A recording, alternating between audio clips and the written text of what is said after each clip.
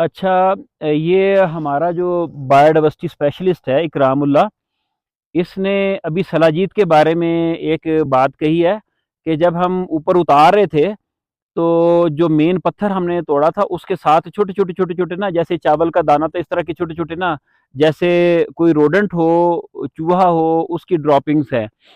तो ये कह रहा है कि सर ये इसमें तो लगी हुई थी, ये तो ये जो लोग कहते हैं इस तरह के इसमें शामिल होती है, या इवन अगर आप इसको जब प्यूरिफाई करते हैं तो वो उसका असर तो आ जाता है। तो बात ये है कि एक लतीफ़ा कह लें कि कोई आउटसाइडर थे, वो किसी गांव में से गुजर रहे थे, तो दीवार के ऊपर गांव वालों ने वो जो गाय या भैंस का गोबर होता है उसमें थोड़ा सा ये खुश्क जो है होती है या तूड़ी होती है, ये मिला के उसके ओपले या पाथियां बना के दीवार के ऊपर लगा देते हैं। वो खुश्क हो जाते हैं तो जलाने के लिए काम आती हैं वो। तो वो एक बंदा कहता है यार देखो कितनी तरतीब से ये किसी गाय ने यहाँ पे गोबर किया हुआ है, भैंस ने कितनी तरतीब से गोबर किया है। तो दूसरा कहता है तरतीब छोड़ो, मैं तो हैरान हूँ इतनी ऊपर चढ़ के उसने कैसे कर दिया इस तरह से। तो बहरहाल बात ये है कि सलाजीत जैसे मैंने बताया था उसमें 85 से ज़्यादा मिनरल्स हैं, एलिमेंट्स हैं। तो जो वाइल्ड एनिमल्स होते हैं उनके अंदर साल्ट लिकिंग या उनके जिस्म की ज़रूरत होती है कुछ मिनरल्स जो हैं। तो जंगल में जानवर रहते हैं, उनको पता होता है कि किस पत्थर में हमारे लिए क्या है, किस पौधे में हमारे लिए क्या है, तो उन्होंने आइडेंटिफाई की होती है चीज़ें। तो जो गुलहरी आती है, फ्लाइंग स्क्वेरल आती है, या रोडेंट्स आते हैं, चूहे आते हैं, या कबूतर आता है, या ये चफ्स आती हैं, उसको खाती हैं। तो दूसरी बात यह है कि जब खुराक अवेलेबल हो और कोई थ्रेट ना हो, प्रोटेक्शन हो, कोई प्रॉब्लम ना हो, तो जानवर खाम खा अपनी खुराक के करीब टिक जाता है, बैठ जाता है, वहीं पे डेरा जमा लेता है।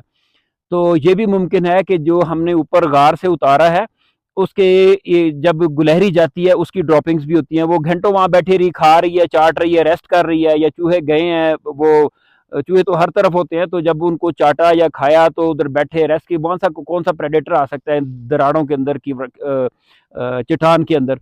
तो वहां पे जब घंटों जानवर रहता है तो डेफिकेशन भी होती है, और वो इनकी जो ड्रॉपिंग्स हैं वो उसके साथ भी चिपक जाती हैं, फिर ड्राई हो जाती हैं। दूसरी बात उसमें ये है कि इसका कहना था कि ये फिर सलाजीत में भी उसका असर आ जाता है।